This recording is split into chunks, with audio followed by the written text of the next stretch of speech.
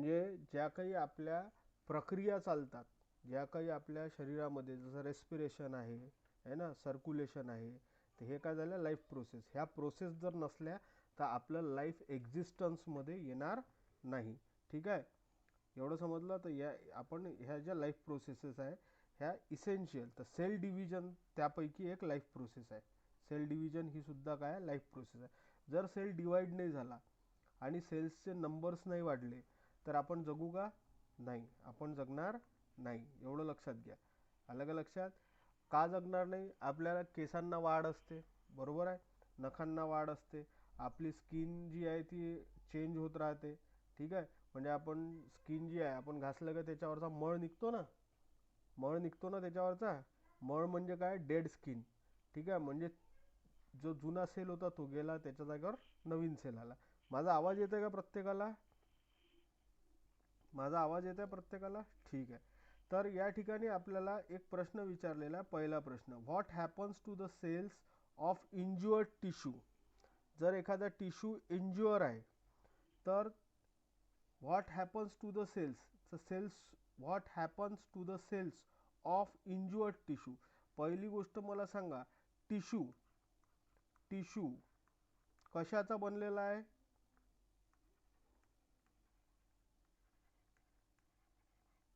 कशाचा बनलेला आहे? टिश्यू कशाचा बनलेला आहे? पटकन सांगा. सेल्सचा. कशाचा बनलेला आहे? सेल्सचा.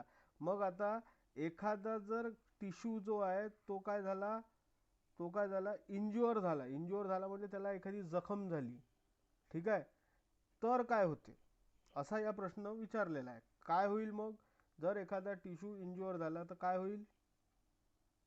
टिश्यू जर इंज्युअर झाला तर काय होईल? त्या टिश्यू ज्या ठिकाणचा असेल त्या ठिकाणी तो टिश्यू जे काही फंक्शन परफॉर्म करत असेल, जे काही कार्य करत असेल, ते कार्य बाधित होईल ना, ते कार्य बाधित होईल. ठीक आहे, आणि त्या ठिकाणी काय होईल, ज्या ठिकाणी त्या टिश्यूला इंजुरी झालेली आहे त्या ठिकाणचे ज्या ब्लड सूक्ष्म वाहिन्या, आता टिश्यूमध्ये काय राहतील, कॅपिलरीज. काय राहतील? कॅपिलरीज राहतील. ठीक आहे, त्या काय काय होऊन जातात, त्या फुटून जातात. काय होतात? फुटून जातात. ठीक आहे, आणि तो जो एरिया आहे तो एरिया कसा होतो, त्या त्या ठिकाणी आपल्याला जळजळ झालेली म्हणजे काय म्हणतात, जसं इन्फ्लेमेशन, जसं सूज येते, तिथे आग होते, आहे ना, हे तुम्ही पाहिलं असेल. तर बरेच सेल्स जे आहेत ते डॅमेज होत असतात शरीरामध्ये. ठीक आहे, आता जे ज्या सेल्सला काय पेन रिसेप्टर्स आहेत, पेन रिसेप्टर नर्व्स आहेत, म्हणजे जे पेनला, म्हणजे ज्यांना पेन माहीत होते अशा ज्या नर्व्स आहेत. ठीक आहे, तर त्या ठिकाणी तुम्हाला पेन जाणवेल. पण ज्या ठिकाणी पेन माहीत नाही होत, अशा नर्व्स त्याला अटॅच नाही आहेत, तर तुम्हाला पेन माहीत नाही होणार. जसं की उदाहरणार्थ केस, नख, नख कापत असताना तुम्हाला पेन माहीत होते का? नाही. पण नखांच्या पहिले सुरुवातीला जर तुम्ही जर कापलं तर तुम्हाला पेन माहीत होईल, कारण तिथपर्यंत आपले रिसेप्टर्स आहे. त्याच्या समोरचे जे वाढलेले नख आहेत त्याला रिसेप्टर्स नाही आहे. आलं का एवढं लक्षात? हॅलो, लक्षात आलं का? हां. तर whether new cells are form during, आता second question, whether new cells are form during healing of wound. जर वुंड म्हणजे काय? जखम. ठीक आहे, तर जर ती जखम दुरुस्त होऊन राहिली त्या ठिकाणी तुम्हाला काय दिसतो? एक असा चट्टा आलेला दिसतो ना, जखम भरल्याचा, जखम भरल्याचा चट्टा दिसतो ना. तर काय होतं की ज्या ठिकाणी तो ती जखम झालेली आहे त्याच्या अवतीभोवती, त्याच्या अवतीभोवती काय होतात, सेल्स स्वतःला जबरदस्त म्हणजे ताकदीने डिवाइड करतात आणि काय होतात की ती जी इंजुरी असते ती भरून काढण्याचा प्रयत्न करतात. ठीक आहे, त्याला पुन्हा जसं होतं तसं करण्याचा प्रयत्न करतात. जसं उदाहरणार्थ तुम्हाला एखाद्या ठिकाणी जखम लागली, तर जखम झाली, तर जखम झाल्यानंतर काय झालं, एखादं काही लागलं तुम्हाला, खिळा लागला किंवा काही लागलं, तर त्या ठिकाणी कशी ती जखम काही दिवसांनी आपोआप भरून निघते. तुम्ही त्याला काही लावा वगैरे नका लावू. प्रॉब्लेम कधी येईल की जेव्हा त्याच्यावर बाहेरचे जे पॅथोजन्स आहे, बॅक्टेरिया आहे, ते जर हमला करतील, ते जर त्या ठिकाणी आले तर ते तिथे थोडंसं काय करतील, थोडासा उपद्रव करतील. पण जर ते नाही आले तर आपलं शरीर काय करते, त्याला स्वतःच ठीक करते. कसं ठीक करते, सेल डिवाइड होतात, सेल डिवाइड होतात, सेल जाळं तयार करतात आणि पुन्हा ती जी जखम आहे जसं पहिले होतं तसं ते पुन्हा करून टाकते. तुम्ही पाहिलं असेल एखादा फोड झाला तुम्हाला, फोड झाला तर फोड फुटला, फुटल्यानंतर पुन्हा ती जागा नेहमीसारखी होऊन जाते है ना. तर whether new cells are form during healing of wound, yes, new cells are form during healing of wound. आणि कसे, त्यांची रॅपिड ग्रोथ होते. ठीक आहे, कारण जेव्हा इंजुरी होते तेव्हा काय होतं, तुमचे काही सेल्स काय झाले, खराब झाले, म्हणजे ते लॉस झाले, ते म्हणजे ते संपले, ते काही आता शिल्लक राहिले नाही. ठीक आहे, आणि पुन्हा ती इंजुरी जेव्हा आपण रिस्टोअर करतो, जेव्हा तिला पुन्हा बनवतो, तेव्हा काय होतं की ती जी इंजुरी आहे ते पुन्हा पहिलेसारखी होऊन जाते. ठीक आहे, तर हे कशामुळे होते, हे होते सेल डिव्हिजनमुळे. कशामुळे होते हे, सेल डिव्हिजनमुळे. ठीक आहे, त्याच्यानंतर या ठिकाणी म्हटलेलं आहे, do the plants get injured when do we pluck the flowers. आता हा पहा, हाही एक खूप महत्त्वाचा आणि चांगला एक प्रश्न आहे या ठिकाणी विचारलेला, की फुलं तोडत असताना, जेव्हा आपण फुलं तोडत आहे, काय विचारलेलं आहे, थर्ड नंबरचा, do the plants get injured when do we pluck the flowers, how are those wounds healed. आता जर तुम्ही फ्लावरला काय करताय, प्लक, प्लक म्हणजे तोडत आहे, झाडावरून फुलं तोडत आहे, तर प्लांट इंज्युअर्ड होतात का, प्लांट इंज्युअर्ड होतात का. आता प्लांटमध्ये पहिली गोष्ट तर जे सेन्सेशन आपण जे म्हणतो, जसं आपल्याला सेन्सेशन आहे, जसं आपल्याला नर्वस सिस्टम आहे, प्लांट्समध्ये आहे का नर्वस सिस्टम. तुम्ही कुठे ऐकलं का की प्लांट्समध्ये नर्वस सिस्टम आहे म्हणून. हां, म्हणजे प्लांटमध्ये नर्वस सिस्टम नाही आहे. पण आत्ताच्या ज्या डिस्कवरीज काही झालेल्या आहेत, नुकत्याच काही डिस्कवरी अशा झालेल्या आहे की त्यांनी हे प्रूव्ह केलं की प्लांटलाही सेन्सेशन आहे, प्लांट ऐकतो.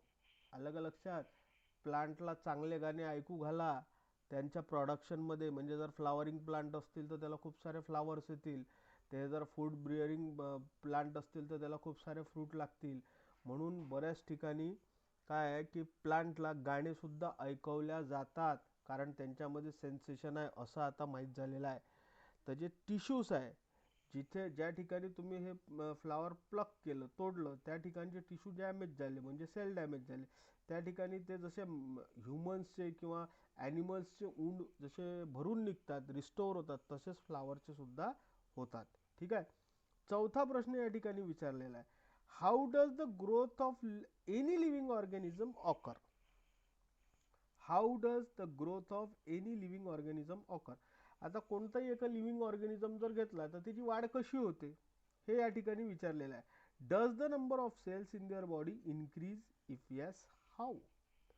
म्हणजे आता बा लहान मूल आहे, ठीक आहे, लहान मुलाचं नुकतंच जन्मलेलं मूल, वजन किती, वजन किती, तुम्हाला माहित असलं पाहिजे ना. मूल जेव्हा नुकतंच जन्माला येतं तेव्हा त्याचं वजन किती राहतं. हॅलो, झोपले का रे, झोपले का, हॅलो, आवाज येत आहे. 2-2.5 किलोचं असतं. आता तुम्ही घरात बसलेल्या आईला विचारा की तुमच्या जन्माच्या वेळेस तुमचं वजन किती होतं, सांगा बरं मला. जन्माच्या वेळेस बरं असं आहे का की जन्माच्या वेळेस मुलीचं वजन कमी असतं. पहा, तर या ठिकाणी तुमचं वजन सांगायचं होतं तुम्हाला. वजन सांगा पहिले, वजन किती राहील, वजन किती राहील बाळाचं वजन. मुलाचं किंवा मुलीच्या वजनात असं खूप तफावत असते का, नाही, सुरुवातीला नसते आहे ना. म्हणजे तुम्ही पहा की मुलाचं वजन किंवा मुलीचं वजन तर आपण पाऊंडमध्ये, आपल्याला डॉक्टर पाऊंडमध्ये सांगतो की 6 पाऊंडाचं पोरकं झालं, हां, 3 पाऊंडाचं नसते ना बे बाबा. 3 पाऊंडाचं म्हणजे ते त्याचं मरेल पोट्ट पैदा झालं मग दे काय. कया गोष्टी करा, 3 पाऊंडचं लेकरू लयच मरेल राहते ते.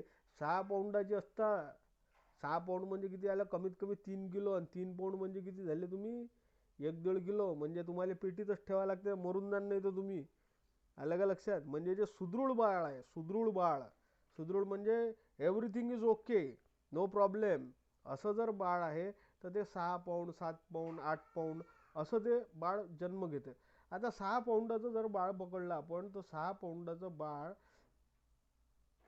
9व्या महिनी आईच्या गर्भातून बाहेर पडलं. ठीक आहे. आता आईच्या गर्भातून 9व्या महिनी बाहेर पडल्यानंतर ते जे बाळ आहे ते बाळ कंटिन्यू ग्रोथ घेत राहते. मग वर्षभराचं झालं बाळ, तर ते 3 पाऊंडाचं 6 पाऊंडाचंच राहीन काय, 6 पाऊंडचंच राहीन काय, नाही राहणार. कॉमन सेन्स आहे. काय तेवढंच थोडी राहीन का, ते 10 वर्षाचं झालं तर 7 पाऊंडाचं 3च किलोचं आहे, नाही, ते वाढन. आता वाढ कशी होऊन राहिली शरीरामध्ये, तुम्ही म्हणाल की सर आपण खातो ना, बरोबर आहे, खातो हे बरोबर आहे, पण खाल्ल्यामुळं नेमकं शरीरामध्ये काय होतं, तर आपल्याला येऊन जाऊन कन्सेप्ट एकच महत्त्वाचा आहे, सेल डिव्हिजन, की आपल्या शरीरामध्ये सेल्सची निर्मिती होते, सेल्स डिवाइड होतात, आणि इतकी रॅपिड ग्रोथ, फास्ट ग्रोथ असते की ज्यामुळे आपलं शरीर वाढ घेतं. काय घेते, वाढ घेतं. मग how does the growth of any living organism occur, असं जर विचारलं तर आपण याचं उत्तर काय सांगू, due to increase in the number of cells in their body by cell division, आणि जे काही प्रोसेस असतील त्या, म्हणजे काय होत आहे, सेल्स वाढून राहिले म्हणून शरीराचा आकार, वजन हे वाढून राहिलेलं आहे. ठीक आहे. Does the number of cells in their body increases, yes, yes. How, by cell division. आलं लक्षात, कशामुळे वाढतं ते, बाय सेल डिव्हिजन. ठीक आहे. आलं का लक्षात, आलं का लक्षात. हा, त्यानंतर आपल्याला आता आपला तिसरा झाला, चौथा झाला, आता हा 5वा प्रश्न. How the new individual of a species is form, how the new individual of a species is form from existing one of same species. जसं मी तुम्हाला इव्होल्युशन मध्ये सांगितलं, इव्होल्युशन या लेसन मध्ये सांगितलं की समजा बकरीचं पिल्लू, आपलं बकरी जर आहे तर बकरी बकरीचंच पिल्लू देईन ना. हा, तिला मेंढराचं पिल्लू येईन काय. बकरी आणि मेंढरांमधला फरक माहिती आहे का तुम्हाला. पहिली गोष्ट, बकरी कशाला म्हणते तर मेंढर कशाला म्हणते, पटकन सांगत चला. बकरी आणि मेंढरातला फरक माहित आहे काय, बकरी आणि मेंढरातला फरक माहित आहे काय. हा, हा, जे रस्त्यानं तुम्ही बा, आता हे काठियावाडी लोक ऊल काढतात ना, ऊल, लोकर, लोकर, मेंढी, मेंढी, हा, मेंढी म्हणजे मेंढर, बकरी म्हणजे हे जे आपल्या इकडे बकऱ्या असते है ना, ज्याची ज्याची ऊल नाही निघत, ज्याची लोकर नाही निघत है ना, त्याला बकरी म्हणतात, आणि ज्याची लोकर निघते त्याला मेंढर म्हणतात. आता बकरी आणि मेंढर दिसायला सारखेच आहेत जवळपास है ना, पण बकरीच्या पोटातून बकरीच पैदा होते, मेंढीच्या पोटातून मेंढरच पैदा होते. आलं का लक्षात. आणि सोप्या भाषेत सांगायचं तर माणसाच्या पोटातून माणूसच पैदा होईल, म्हणजे ह्युमन बिंगच पैदा होईल. कधी ऐकलं काय का माणसाच्या पोटातून जनावर पैदा झालं एखादं. आता आई एखाद्या वेळेस रागानं म्हणते जनावर आहेस काय, काय खाऊन राहिला, हा, ते तिचं प्रतिकात्मक बोलणं झालं. आलं का लक्षात. आई काय बोलून राहिली, प्रतिकात्मक बोलून राहिली, म्हणजे ते जनावर थोडी आहे की, जनावर आहो काय आपण, नाही. पण म्हणण्याचा उद्देश आहे की माणसाचं लेकरू माणसासारखं, मेंढराचं लेकरू मेंढरासारखं, बकरीचं लेकरू बकरीसारखं, म्हणजे सेम स्पीसीज. या ठिकाणी काय आल्या, सेम स्पीसीज आल्या. एवढं लक्षात आलं, एवढं लक्षात आलं का, एवढं लक्षात आलं. हा, cell division is one of the very important properties of cells and living organism. Due to this property only a new organism is formed from existing one. Cell division ही अशी एक महत्त्वाची इम्पॉर्टंट प्रॉपर्टीज, गुणधर्म आहे सेल्सचा and living ऑर्गॅनिझम्सचा. Due to this property, या गुणधर्मामुळे नवीन ऑर्गॅनिझम फॉर्म होतात, नवीन ऑर्गॅनिझम फॉर्म होतात. एक्झिस्टिंग वन, जे हयातीत आहे त्यांच्यापासून, म्हणजे सेम स्पीसीज. आता हयातीत म्हणजे काय, जे आहेत सध्या जे या पृथ्वीवर आहेत त्यांच्यापासून त्यांच्यासारखे तयार होऊन राहिले. ठीक आहे, एवढं लक्षात आलं काय? एवढं लक्षात आलं काय? A multicellular organism grows up and emaciated body can be restored. Multicellular म्हणजे बहुपेशी ऑर्गॅनिझम काय होतात, वाढ घेतात आणि emaciated body can be restored. Emaciated body म्हणजे जशी बॉडी, जसं आता उदाहरणार्थ इव्हॉल्युशनमध्ये तुम्ही पाहिलं, सुरुवातीची जी पहिली स्टेज होती त्या पहिल्या स्टेजला सर्व जे एम्ब्रिओ होते ते कसे आकोळ्यासारखेच होते, सर्व एकसारखे दिसे. मग समजे नाही त्याच्यात का माणसाचं लेकरू आहे का मेंढराचं लेकरू आहे ना. पण जसजसं ते सेल्स डिवाइड होत गेले, मल्टीसेल्युलर ॲनिमल आकार घेत गेला, तर शेवटी आपल्याला माहीत झालं की अरे हे जे आहे ही डायग्राम कशाची होती, ह्युमनची होती. ती जी दुसरी डायग्राम होती ती कशाची होती, सॅलमेंडरची होती. आलं का लक्षात? लागन तर पुन्हा तिथं जाऊन त्या पेजवर जाऊन तुम्ही ती डायग्राम पहा. म्हणजे हळूहळू इमॅक्युएटेड ते रूप घेतं, ते बॉडीचं रूप घेतं. आलं का लक्षात? There are 2 types of cell division. आता सर्वात महत्त्वाची गोष्ट, 2 टाइप्स ऑफ सेल डिव्हिजन. एक आहे मायटॉसिस आणि दुसरं आहे मिओसिस. एक आहे मायटॉसिस आणि दुसरं काय, मिओसिस. एवढं लक्षात आलं? एवढं लक्षात आलं का? 2 टाईपचं सेल डिव्हिजन आहे. एक काय मायटॉसिस आहे, एक काय मायटॉसिस आहे आणि दुसरं काय मिओसिस आहे. आलं का लक्षात? एक काय मायटॉसिस आहे आणि दुसरं काय मिओसिस आहे. एवढं लक्षात आलं काय? एवढं लक्षात आलं काय? पटापट बोलत चला. हॅलो, झोपले काय? झोपले काय? हॅलो, झोपले?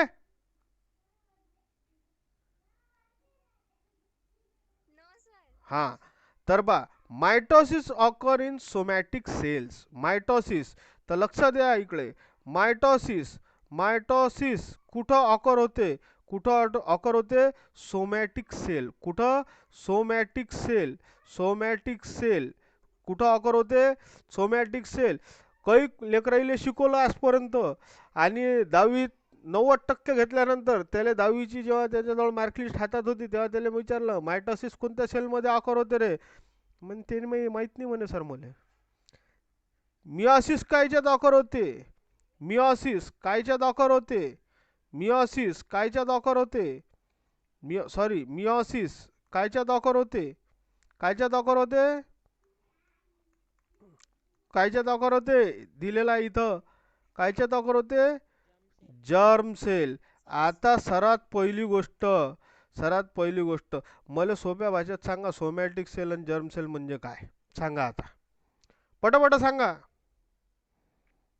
पटापट सांगा. सोमॅटिक सेल म्हणजे काय, जर्म सेल म्हणजे काय? जोपर्यंत तुम्हाला हे सांगता येणार नाही मी समोर शिकवणार नाही. आणि जर तुम्हाला सांगता नाही आलं तर मी तुम्हाला ते सांगन. सांगा पटकन, सांगता येते काय? सोमॅटिक सेल कशाला म्हणतात आणि जर्म सेल कशाला म्हणतात? सोमॅटिक सेल कशाला म्हणतात, जर्म सेल कशाला म्हणतात? सांगा लवकर. सोमॅटिक सेल कशाला म्हणतात, जर्म सेल कशाला म्हणतात? सोमॅटिक सेल कशाला म्हणतात, जर्म सेल कशाला म्हणतात? सांगा लवकर.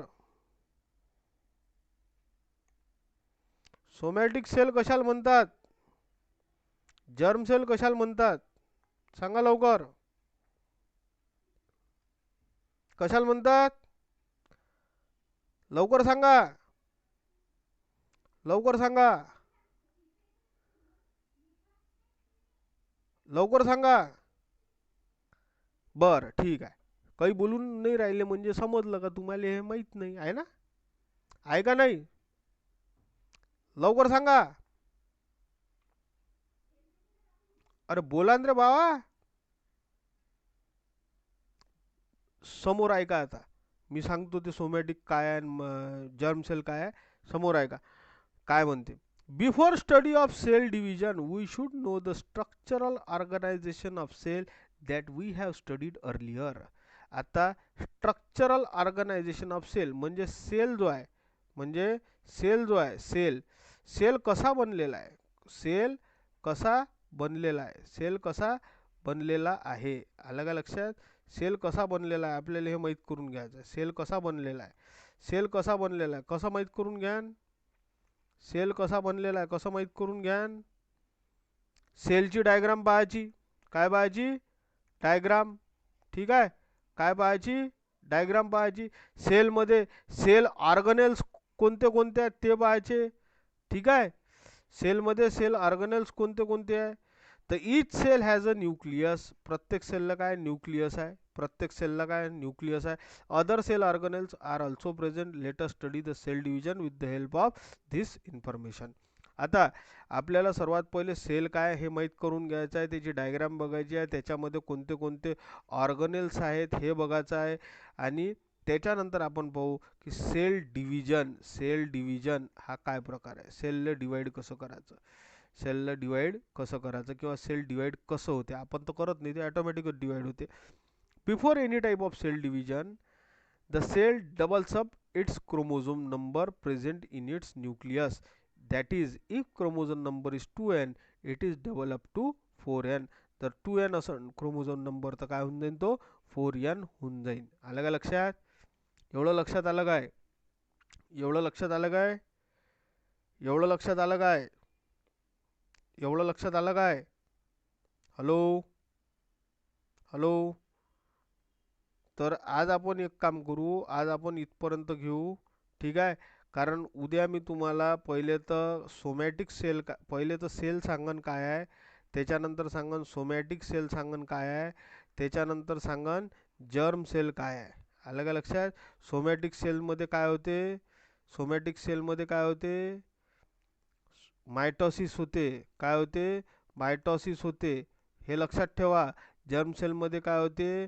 मिओसिस होते. काय होते. मिओसिस होते. जर्म सेलमध्ये काय होते. मिओसिस होते. काय होते. मिओसिस होते. कशामध्ये. जर्म सेलमध्ये. हे लक्षात ठेवायचं आहे. आलं का लक्षात? ठीक आहे. चला मग पुढच्या पिरियडमध्ये भेटू आता आपण. ठीक आहे. आवाज येऊन राहिला का माझा?